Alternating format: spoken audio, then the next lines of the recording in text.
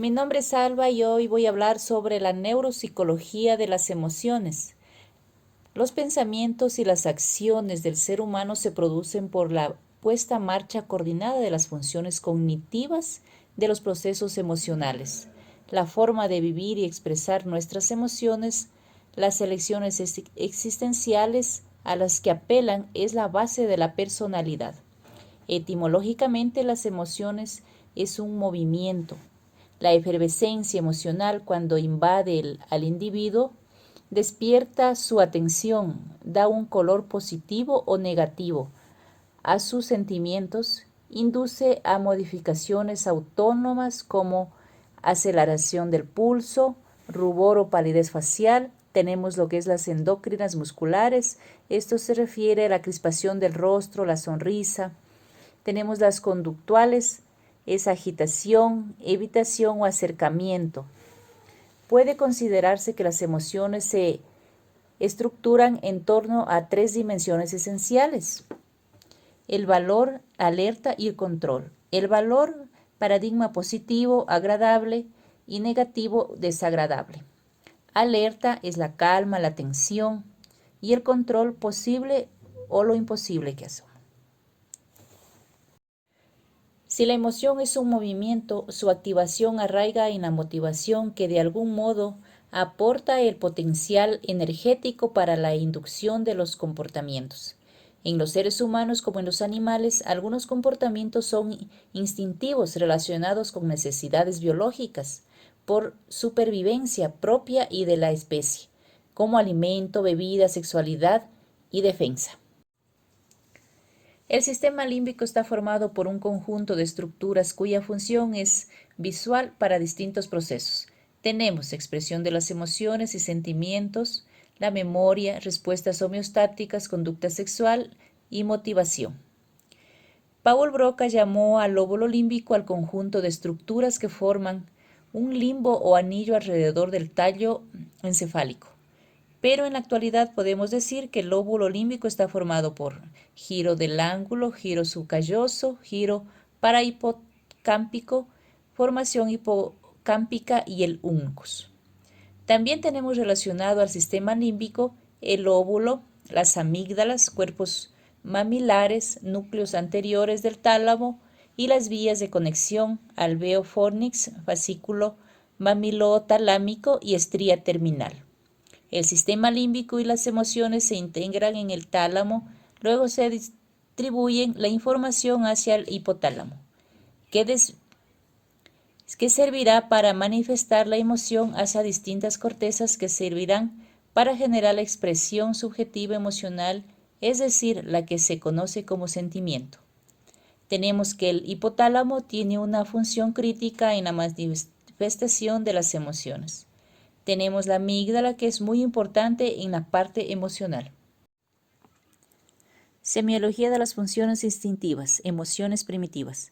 Acá vamos a definir tanto a los animales y a los seres humanos, que designa una pulsión, una tendencia innata conocida para todos los organismos vivos, como el instinto alimenticio o sexual, o puede ser limitada a una especie, como por ejemplo el instinto migratorio. El instinto induce así como el comportamiento, como es comer o beber. En el ser humano, el comportamiento instintivo lo lleva a actuar en el medio que lo rodea, sea este natural o social, y a interaccionar con dicho medio. Tenemos la neuropsicología del hambre. Es la regulación del comportamiento alimentario. Intervienen dos estructuras específicas, el hipotálamo y la amígdala. El centro del hambre está ubicada el hipotálamo. El centro del hambre está en el hipotálamo dorsolateral, cuya estimulación eléctrica desencadena un comportamiento de búsqueda de alimento. El centro de saciedad se encuentra en el hipotálamo ventromedial y su estimulación interrumpe la ingesta de alimento y a la vez que su destrucción produce obesidad. Neuropsicología de la sed. La sed y el hambre son dos sensaciones diferenciadas, aunque algunos productos capaces de aplacar la sed tengan también un valor nutritivo. La sensación de sed es provocada por la elevación de la osmolaridad plasmática, que estimula los osmoreceptores del hipotálamo, las cuales inducen la secreción de ADH y la respuesta conductual de ingesta de bebida.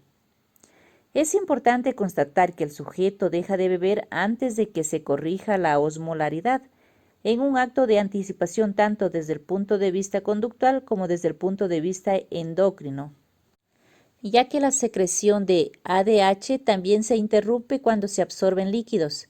Esta retroacción surge así de la estimulación de aferencias bucofaringeas y gástricas. Existen otros factores, en especial la hipovolemia, que activan también la sed. En el comportamiento relacionado con la sed intervienen varias estructuras del sistema límbico y en especial la amígdala. Neuropsicología del instinto de defensa y de la agresividad. Es posible considerar que la percepción de un peligro puede activar la huida o el ataque, según los casos, de igual modo que la depredación es la condición de supervivencia de ciertas especies animales. Así pues, decir que el ser humano prehistórico era depredador significa que vivía de la caza y de la pesca. En este contexto se extienden los lazos que unen la agresividad con el instinto de defensa, en especial y con el de supervivencia de uno mismo y de la especie, en un plano general. La simple observación de los comportamientos humanos deja ver que existe también una agresividad ofensiva que no parece derivarse de las necesidades de la supervivencia y que ha llevado a considerar la agresividad como una pulsión espontánea, una energía endógena que debe descargarse como un instinto autónomo y a veces al servicio del instinto de supervivencia.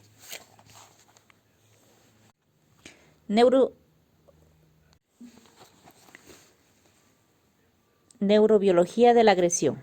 La agresión o la huida surge en una emoción provocada por el escenario que el individuo percibe como una amenaza para su integridad. En este sentido, cabe entender los vínculos que existen entre el dolor y las reacciones agresivas. Sin embargo, los experimentos con animales han revelado que las efervescencias emocionales que parece y acompaña a la agresión puede tener una intensidad muy variable. En el gato, los estímulos del hipotálamo lateral desencadenan un ataque frío. El sistema neuronal de aversión comprende la sustancia gris periaqueductal y el hipotálamo medial, cuyos estímulos eléctricos en neuroquímicos inducen comportamientos de huida o defensa e incluso conductas tendentes a interrumpir los estímulos eléctricos aplicados en estas regiones. Las actitudes de carácter defensivo con intensas manifestaciones vegetativas, como son las pupilares, cardíacas, respiratorias de piloerección y motoras, arqueamiento dorsal, retiras del hocico. Las lesiones del septo y los núcleos del RAFE facilitan también los comportamientos agresivos. Como se ha visto, la amígdala desempeña un papel central en la regulación emocional. Agresividad y psiquiatría. La frecuencia de la agresividad que se observa en las enfermedades psiquiátricas justifica el desarrollo de escalas destinadas a mejorar la calificación y cuantificación de los comportamientos agresivos. Entre ellos cabe citar la escala de agresividad y de disfunción social y la escala de agresividad manifiesta de Yudkowsky. La primera, que debe llenarse al final de una entrevista no estructurada, distingue la agresividad autoinfligida, estado de ánimo, depresión, pulsiones suicidas, desagrado por la propia persona, y la dirigida hacia el exterior, en especial irritabilidad, actos provocadores que alertan las conductas sociales, agresividad verbal, violencia física contra objetos o personas.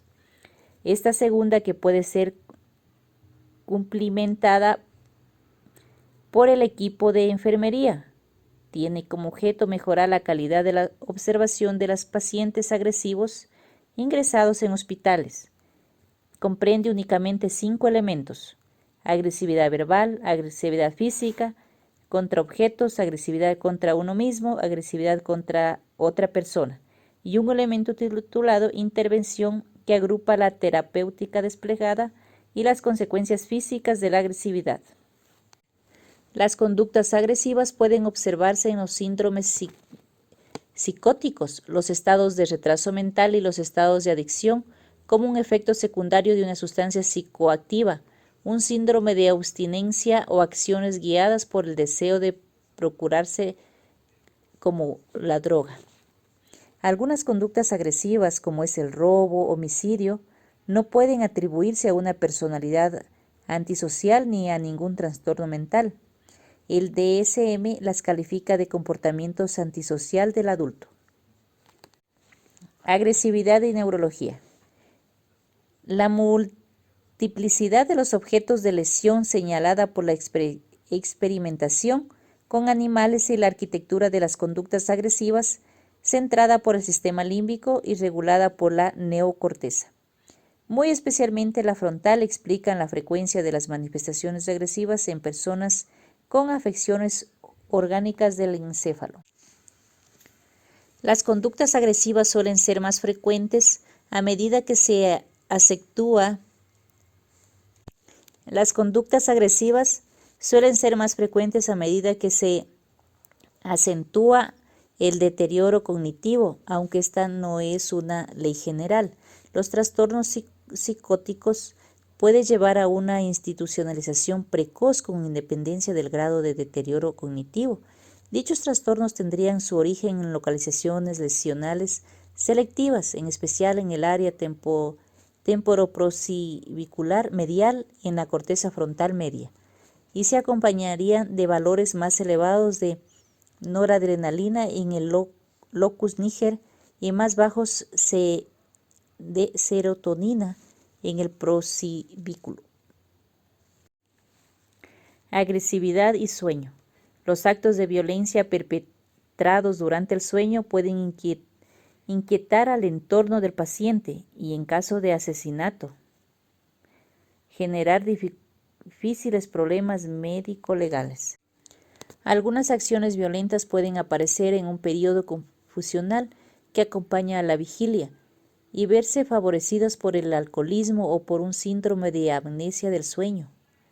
También puede tratarse de violencia epiléptica crítica surgida durante el sueño. El sonambulismo, o más raramente los terrores nocturnos del adulto, que son parasomnias del sueño lento, pueden comportarse manifestaciones agresivas. Los trastornos conductuales del sueño rápido son actos violentos dirigidos contra la pareja o el contexto de pesadillas aterradoras cuya expresión activa se hace posible por la ausencia de la atonia muscular observada normalmente durante el sueño paradójico. Estos trastornos afectan a 1 de cada 2 pacientes que presentan una patología asociada, que es la enfermedad de Parkinson, demencia, atrofia multisistémica, enfermedad con cuerpo de Lewy, difusos, accidente cerebrovascular y narcolepsia. Perspectivas terapéuticas. El tratamiento de las crisis agresivas agudas se confunde en la práctica con el de los estados de agitación y las 2 grandes clases de fármacos utilizados en las benzodiazepinas y los neurolépticos. Esta elección no incluye el intento de instaurar un diálogo con la persona afectada, ni, sobre todo, la búsqueda de una causa que suponga un tratamiento específico. En el tratamiento de la agresividad crónica o recidivante se han propuesto múltiples medicamentos, entre ellos se incluye el litio, especialmente en las formas de agresividad postraumática y de retraso mental. Perspectivas terapéuticas. El tratamiento de la crisis agresivas agudas se confunde en la práctica con el de los estados de agitación y las 2 grandes clases de fármacos utilizados son las benzodiazepinas y los neurolípticos.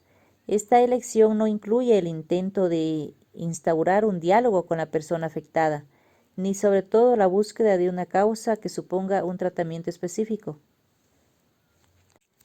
Perspectivas terapéuticas. El tratamiento de la crisis agresiva. Expresiones gestuales de las emociones. La identificación de las expresiones gestuales de las emociones presentadas en fotografías o en dibujos es independiente. En individuos normales, en términos generales, se admite la superioridad del hemicampo visual izquierdo en la identificación de las expresiones gestuales ligadas a emociones. Entre los sujetos que presentan lesiones cerebrales, se observa un rendimiento inferior en los afectados por lesiones del hemisferio derecho a la hora de reconocer, seleccionar en una prueba de elección múltiple y emparejar las expresiones emocionales, como es la tristeza, la alegría, sorpresa, inquietud, ira, indiferencia, aunque provengan de caras diferentes, pero en estos mismos sujetos el rendimiento es también inferior en las pruebas de emparejamiento de caras neutras, que pretenden estudiar el reconocimiento de fisionomías. Seguimos con los trastornos emocionales y lesiones cerebrales. Tenemos a la depresión. Hoy ya no es posible ignorar la frecuencia con la cual las lesiones cerebrales pueden verse acompañadas por manifestaciones depresivas. La depresión ha suscitado una abundante bibliografía en la que se han formulado hipótesis acerca de la influencia de la localización de las lesiones y principalmente de la lateralización hemisférica sobre el manejo de las emociones en general y la regulación del estado de ánimo en concreto. La depresión repercute también en el rendimiento cognitivo, la calidad de vida y el pronóstico de discapacidad. Finalmente, la depresión puede abordarse con tratamientos farmacológicos y psicoterapia. Tenemos también la detección, diagnóstico y evaluación de la depresión. La depresión es un trastorno del estado de ánimo que se ve invadido por la tristeza de forma perdurable. No es un sentimiento puntual, sino una situación de tristeza duradera que puede llevar a desarrollar una aversión por la vida. Se acompaña de otros dos síntomas, sufrimiento moral y pérdida de impulso vital. Esta pérdida de impulso vital se expresa con apatía y anedonia, es decir, incapacidad de sentir placer, de disfrutar de las actividades familiares y sociales y de todo lo que constituía el centro de interés habitual. En el ámbito profesional y el ocio, esta incapacidad de sentir no se vive con indiferencia, sino con un intento de sufrimiento moral. Las personas deprimidas padecen su anestesia afectiva, no de forma plácida, sino como una hipertimia dolorosa. Desarrollan sentimientos de incapacidad, de pérdida de dignidad y de autoestima, con una sensación de culpabilidad y de fracaso y una visión pesimista del futuro. Se consideran una carga para sí mismas y para quienes las rodean y pueden desarrollar un mecanismo de rumiación depresiva. Los sentimientos depresivos predominan sobre todo por la mañana. Al levantarse, el día que se anuncia parece interminable. Depresión y traumatismos cráneoencefálicos. Más de la cuarta parte de las personas que han sufrido un traumatismo cráneoencefálico tienen manifestaciones depresivas, algunas temporales y otras prolongadas durante varios meses. Si las primeras tienen una causa biológica, las segundas se distinguen por mecanismos más compuestos en las que intervienen las consecuencias cognitivas y físicas del traumatismo y el entorno médico-legal y social. Tenemos la depresión y otras lesiones focales del encéfalo, aun cuando no han sido objeto de trabajos tan numerosos como en la vasculopatía cerebral. Existen otras afecciones del encéfalo por lesiones con posibles depresiones, acompañadas. Así sucede con los tumores intracraneales, algunos de los cuales suman la problemática completa propia de las enfermedades oncológicas. Depresión y patología subcortical. La patología subcortical que afecta a los ganglios basales o a la sustancia blanca de los hemisferios cerebrales, ya tenga causa vascular, traumática, inflamatoria o degenerativa, es un factor de riesgo y depresivo, y como se sabe, la depresión está integrada en los trastornos cognitivos de las demencias subcorticales. Depresión, migrañas y cefaleas. La depresión es de 2 o 4 veces más frecuente en personas que sufren migraña que en los sujetos normales, sin que desde el punto de vista psicopatológico pueda irse más allá de constatar esa comorbilidad. La depresión aparece como una reacción a la patología migrañosa o el estrés a los acompañamientos de vida establecen un factor de riesgo común a la migraña y a la depresión, con factores genéticos comunes a estas dos dolencias. Las cefaleas denominadas por tensión o síndrome de Atlas, que son cefaleas posteriores acompañadas de una tensión de las masas musculares del occipucio y la nuca dolorosas a la palpación. A veces están relacionadas con un trastorno de la refracción ocular, pero casi siempre expresan una ansiedad somatizada que genera un círculo vicioso de ansiedad, dolor y tensión, y que mejora con analgésicos asociados a ansiolíticos y miorrelajantes. Seguimos con la depresión y la epilepsia.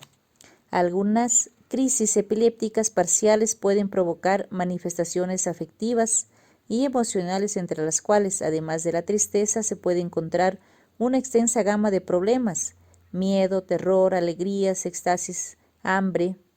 Estas manifestaciones son breves, de carácter crítico y se abordan con un tratamiento propio de la crisis. Manía. El concepto de manía secundaria es admitido hoy en día por contraposición a la manía primitiva, una afección genética integrada en el trastorno afectivo bipolar, aun cuando los sujetos solo tengan, lo cual es bastante infrecuente, episodios maniáticos sin periodos depresivos. La CIE-10, tanto la CIE como el DSM, integran la manía y la depresión en el conjunto de los trastornos del estado de ánimo, relacionados con una enfermedad médica. Apatía. El término apatía se emplea en ocasiones de forma intuitiva, sin que se explique su significado real.